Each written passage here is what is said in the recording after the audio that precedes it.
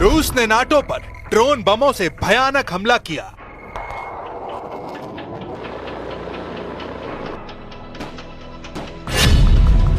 NATO chief का ऐलान, एक एक इंच के लिए लड़ेंगे।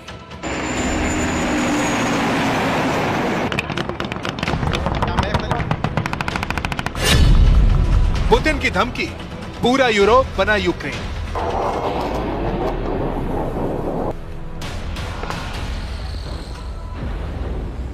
सिर्फ 2 वॉर जोन बारूद के ढेर पर है। एक को इजराइल ने बना रखा है, दूसरे को रूस ने। मगर इनका ताप तमाम मुल्कों की तकदीर का फैसला करने वाला है।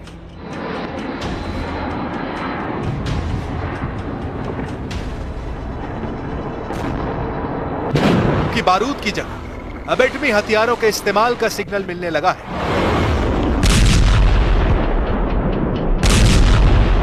आसमानी कैमरे में कैद हुई तस्वीरों ने सुपर पावर के खिलाफ बने एटमी चक्रव्यूह की तस्दीक कर दी है। यह सैटेलाइट तस्वीर पेंटागन में 100 दफा देखी गई है। ट्रंप ने भी इन तस्वीरों की डिटेल मांगी है, क्योंकि अमेरिका के लिए यह तीसरा एटमी खतरा बताया जा रहा है। ईरान रूस के बाद अमेरिका को सबसे कट्टर दुश्मन परमाणु प्रलय की टेंशन दी है।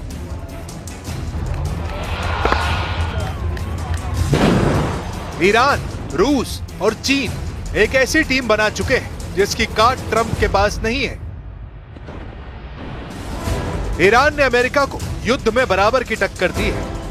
रूस यूक्रेन युद्ध अमेरिका को भागने पर मजबूर कर चुका है और अब चीन ट्रंप के लिए सबसे बड़ा चैलेंज लेकर वॉर जोन में आ गए हैं। सवाल है, ट्रंप का सबसे बड़ा सिरदर्द कौन सा युद्ध है? क्या रूस यूक्रेन युद्ध अमेरिका के लिए बड़ा खतरा है? क्या ईरान इजराइल का युद्ध सुपर पावर के लिए थ्रेट साबित हो रहा है, या फिर ट्रंप को असली टक्कर चीन से मिलने जा रही है? हर फ्रंट पर अमेरिका फंसा हुआ है। ईरान डील के लिए रेडी नहीं।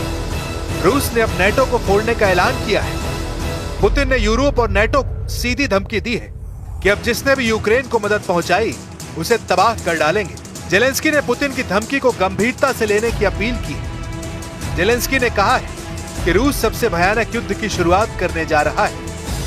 Маємо інформацію від розвідки щодо підготовки Росією нового масованого удару.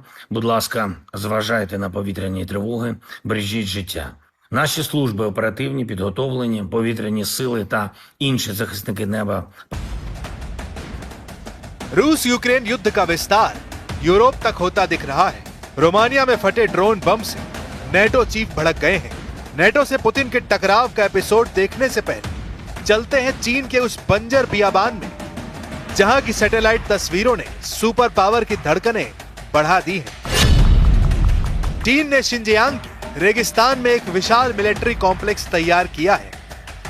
सैटेलाइट तस्वीरों से पता चला है कि चीन अपने परमाणु गोदाम के पास लॉन्च पैड, बंकर और कम्युनिकेशन नोड्स का विशाल नेटवर्क बना रहा है। चीन ने उस एटमी स्टोर के पास लॉन्च पैड बनाए हैं, जहां सबसे लंबी दूरी तक हमला करने वाली मिसाइलें रखी हैं।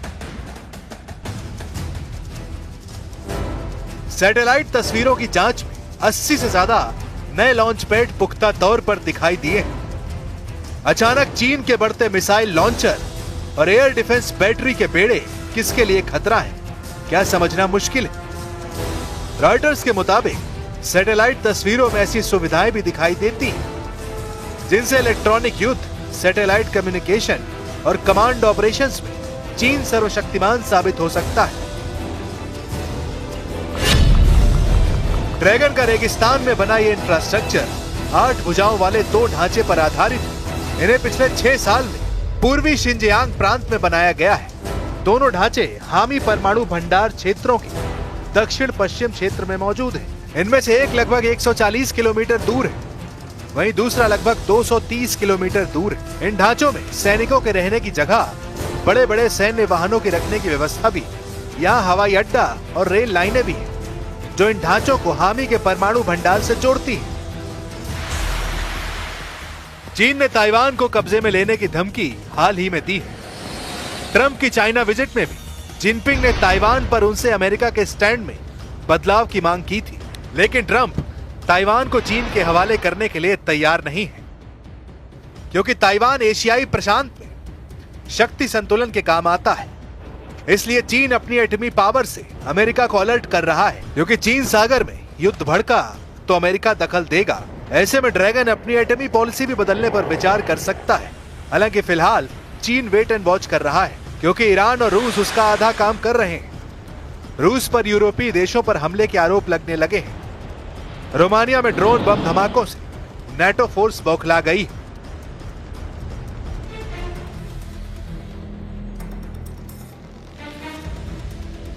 रोमानिया के दक्षिण पूर्वी शहर गलाती में रिहायशी अपार्टमेंट पर रूस से दागा गया ड्रोन फटा है। ड्रोन धमाके में 2 नागरिक घायल हो गए हैं। नेटो चीफ मार्क रूटे ने रूसी ड्रोन हमले के बाद रोमानिया के राष्ट्रपति निकोसोर डैन से बात की है। रूटे ने ऐलान किया है कि वो रूस से नेटो देशों की एक इंच जमीन को बचाएंगे। रोमानिया में ड्रोन स्ट्राइक के बाद यूरोप की महाशक्तियां हरकत में आ गई हैं।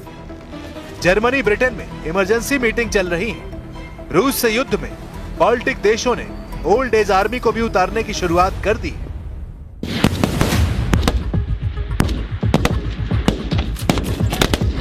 पुतिन को रोकने के लिए अब नेटो को बुजुर्गों की फौज उतारनी पड़ रही है। यह है पूर्वी यूरोप में रोमानिया, और यहाँ प्रहोव की एक फायरिंग रेंज में पुतिन को रोकने की तैयारी चल रही है। एक सैनिक को गौर से देखिए। नेटो की दीवार बनने के लिए रोमानिया में अब बूढ़ों को उतार दिया गया है।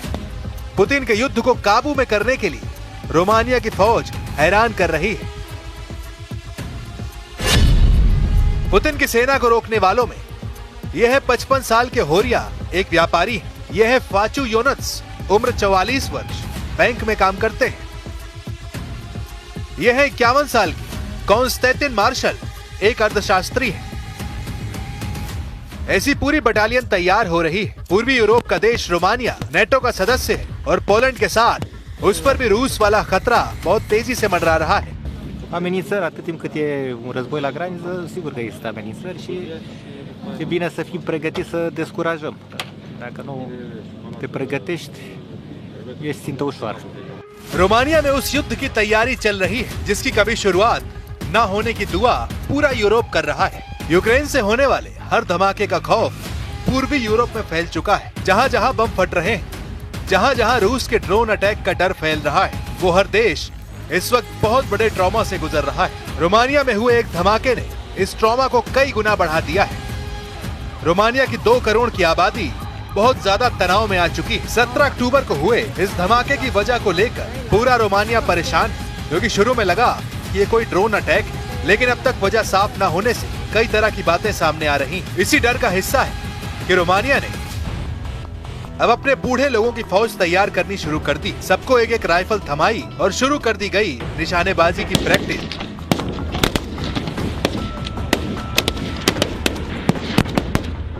20 ceva de ani a fost ultima oară când am tras. Când ați făcut armata? În 2004. Vremea lungă care a trecut de la ultimele conflagrații mondiale în care au fost implicate mai multe state, e posibil ca oamenii să mai uite cât de mult rău poate să producă un război. Sperăm să nu ne confruntăm cu așa. Romania ने 2007 सैन्य service अनिवार्य करने वाला system 2007 में खत्म कर दिया था, लेकिन 18 साल बाद अब पुतिन के गुस्से ने पूरे यूरोप का ब्लड प्रेशर संकट में पहुंचा दिया है। रूस और यूक्रेन युद्ध के खतरे ने यूरोप को कैसे डराया हुआ है, इसके कुछ आंकड़े आपको हैरान कर देंगे। पोलैंड ने अपनी रिजर्व फोर्स 5 लाख तक बढ़ाने का फैसला किया है। जर्मनी में अब रिजर्व फोर्स बनाने के लिए 6 महीने की आर्मी ट्रेनिंग देने की तैयारी हो रही है। रिजर्व सैनिकों की तादाद 2 लाख तक जा रही है। डेनमार्क में सबको 4 से 11 महीने की आर्मी ट्रेनिंग देने का प्लान है। इसमें महिलाएं भी शामिल होंगी। फिनलैंड में 9 लाख रिजर्व फोर्स है और ये यूरोप में सबसे तेजी से युद्ध की तैयारी करने के लिए जाना जाता है। नेटो देशों ने 2022 में मैड्रिड में हुई मीटिंग में तय किया था कि रिजर्व फोर्स बढ़ाई जाएगी। पिछले 3 सालों के दौरान नेटो के नेता बार बार मिलते रहे, लेकिन पुतिन के आगे मजबूर नजर आ रहे हैं। पुतिन के खतरनाक हमलों ने इस मजबूरी को कई गुना बढ़ा दिया है। जमीन से आसमान तक नेटो ने अब पुतिन को रोकने के लिए एड़ी चोटी का जोर लगाना शुरू कर दिया है।